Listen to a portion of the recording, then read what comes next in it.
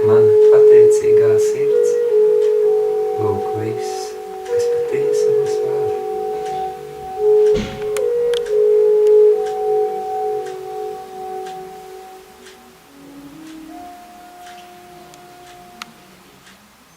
Tad, kad jūs izjūtat vieglumu, tādu ļoti gandrīz netveramu vieglumu, gaišumu, kas nāk ar mieru, kur jūs nejūtat klātesam, gandrīz nekāds tur dziļāk nav emocijas, bet ir tāds gaišums.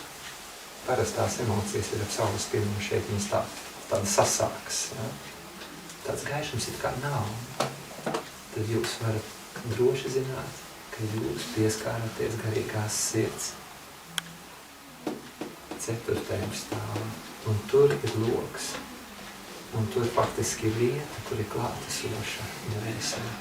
Šričinojas tā arī teica, ka mēs koncentrējamies uz meditējam garīgajā sirdī aiz iemesla, ka tas ir visvienkāršākais un drošākais veids veidot apzinātu saikni ar mūsu esības kodolu.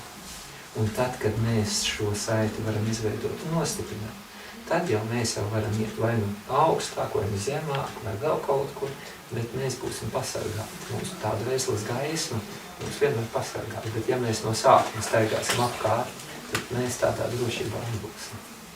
Tāda ir stratēģija un filozofija. Labi, paldies! Jā,